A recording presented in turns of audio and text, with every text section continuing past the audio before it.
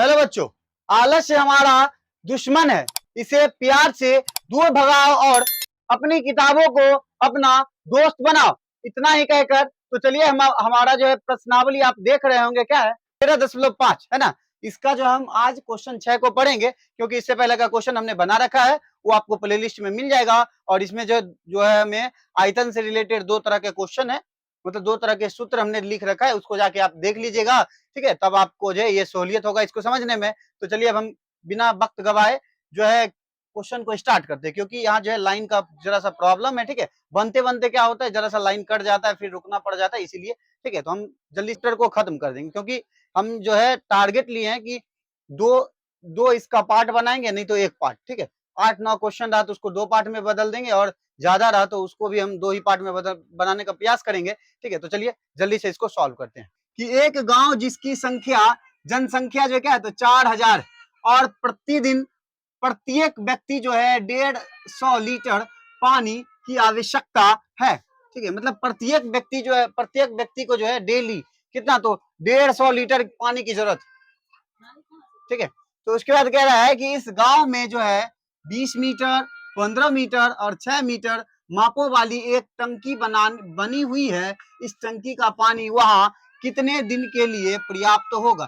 तो देखिए यहाँ पे हमें जो है घनाभ का आयतन ही ज्ञात करना है, लंबाई चौड़ाई ऊंचाई दे रखा है, इसको हम जो उससे बना लेंगे, ठीक। सबसे पहले हम क्या करेंगे, जनसंख्या हमें इतना दिया हुआ ना, इसको जो है उससे गुना कर देंगे, हमें लीटर में ज्ञात हो जाएगा, ठीक है। उसके बाद देखिए ये सब मीटर में है, इसको भी हम मीटर में कन्वर्ट कर देंगे। मीटर में कन्वर्ट करने के लिए क्या बताया है कि 1000 से हमें क्या करना है, भागा देना। तो चलिए यहाँ पे हम सॉल्व करते हैं हल में। तो यहाँ पे हम लिखेंगे गांव को प्रतिदिन आवश्यक पानी, ठीक है, आवश्यक पानी। तो हम क्या करेंगे, तो लिख देंगे यहाँ क्या, तो 4000 गुने कितना, तो 150, ठीक है। इसको गुना करते कितना होगा, तो 15 चौके कितना, तो 60 होगा, 60। फिर देखिए 1 2 3 और 4, ठीक है, फिर 2 3 4 इतना हो गया। ये हमारा जो है लीटर में हो गया, ठीक है। ये लीटर में ही हुआ, तो हमें क्या करना है, इसको मीटर में लाना है ना। तो इसको हम क्या करेंगे, मीटर में लाने के लिए कितना बोले थे, 1000 से भागा कर देना। तो लिखते हैं यहाँ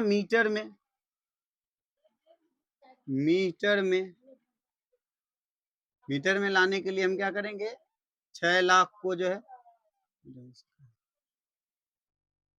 6 लाख को हम क्या करेंगे, 1000 से भागा दे देंगे, ये हमारा जो है मीटर में 1 2 3 1 2 3 क्या बच गया शेष हमें, तो देखिए बच गया हमें जो है 600 जो है मीटर क्यूब, ठीक है। 600 मीटर क्यूब आ गया हमारा आयतन, है ना, ये हमारा आयतन हो गया।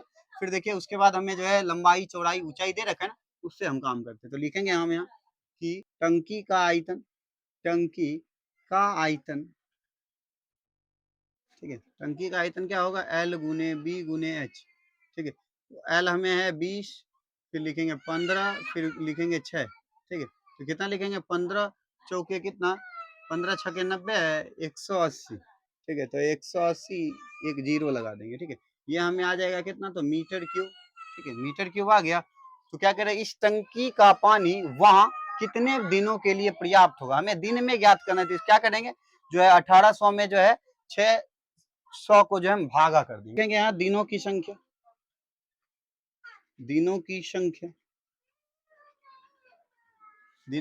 तो क्या करेंगे, तो लिख देंगे यहाँ टंकी का आयतन हमें कितना है, तो 1800 मीटर क्यूब बटे जो है मीटर में हमने जो ज्ञात किया था ये, ठीक है। इसको गुना करने के बाद मतलब हमारे पास इतना पर्याप्त है, ठीक है, वो तो 600। यहाँ भी मीटर क्यूब, ये कट गया, 1 2 1 2, यहाँ 6 तिया की कितना, तो 18, ठीक है। तो ये कह रहा है कि पानी कितना दिन चलेगा, तो सोचिए 3 दिन का ही पानी है हमारे पास, है ना। तो हम लिख देंगे हम, अतः टंकी का पानी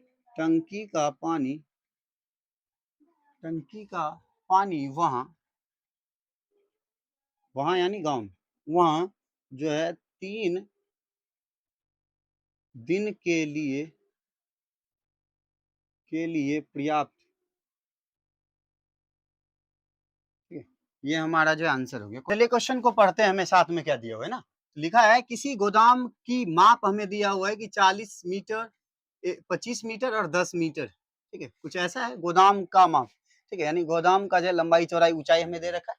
लिखा है इस गोदाम में जो है 1.5 मीटर 1.25 मीटर और 0.5 मीटर की माप वाले लकड़ी के कितने अधिकतम क्रेट रखे जा सकते हैं। यहाँ देखिए हमें जो है एक क्रेट की लंबाई चौड़ाई ऊंचाई दे रखा है, ठीक है, कह रहे कि ऐसे जो है कितने रखे जा सकते हैं वो हमें ज्ञात करना है। तो सबसे पहले हम क्या कर लेते हैं, गोदाम का आयतन ज्ञात कर लेते हैं, उसके बाद हम वो ज्ञात कर लेंगे, ठीक है।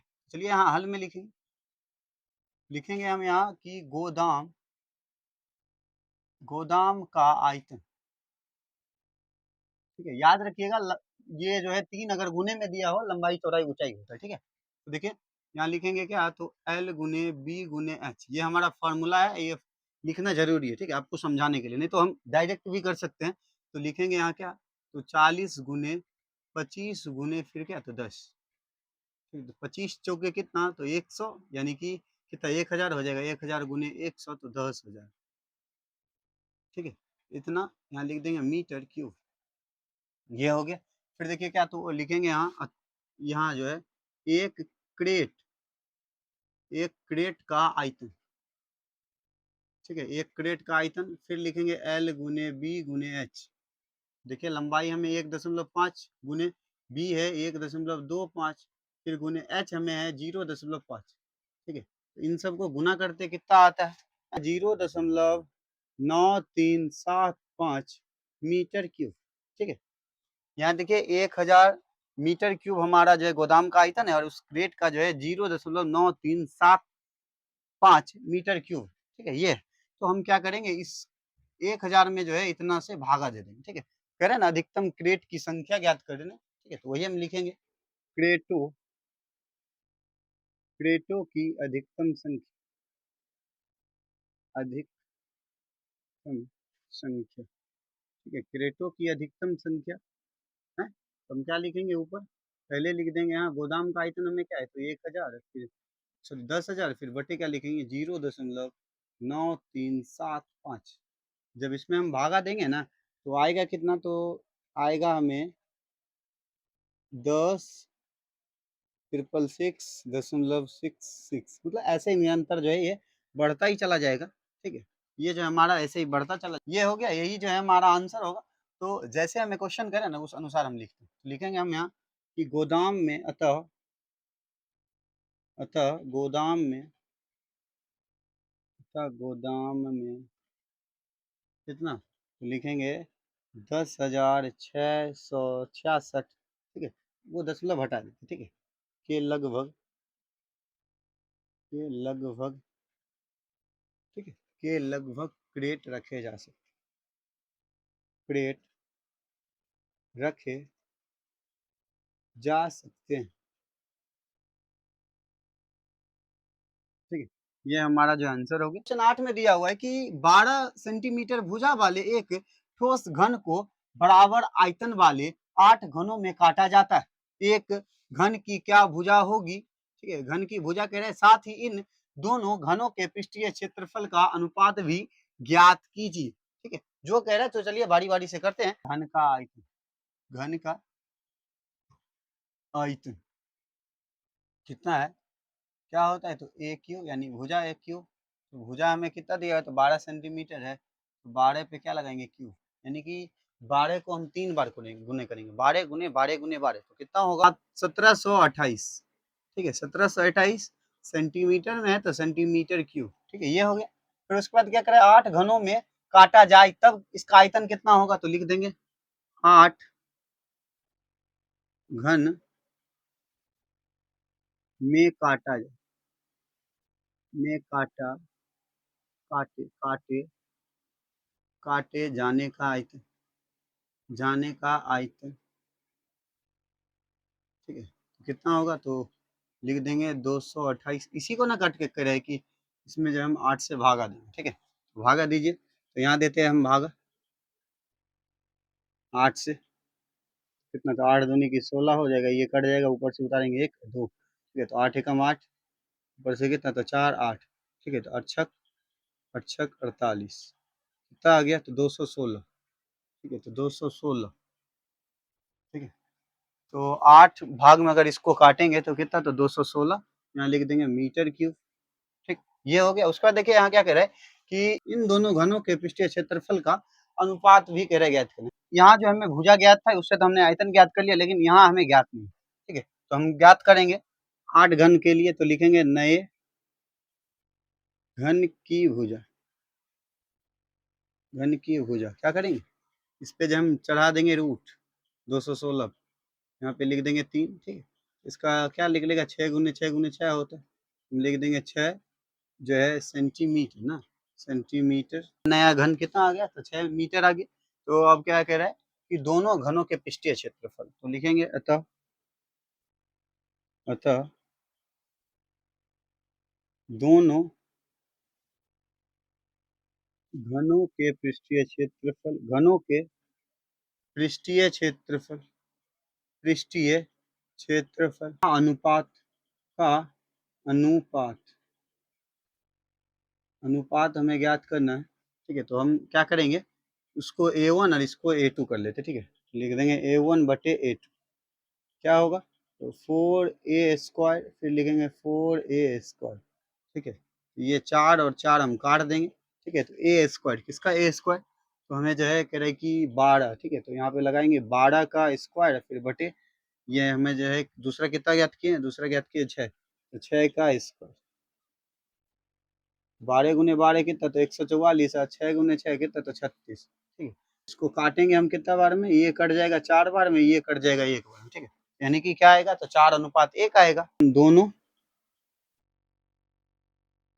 दोनों घनों के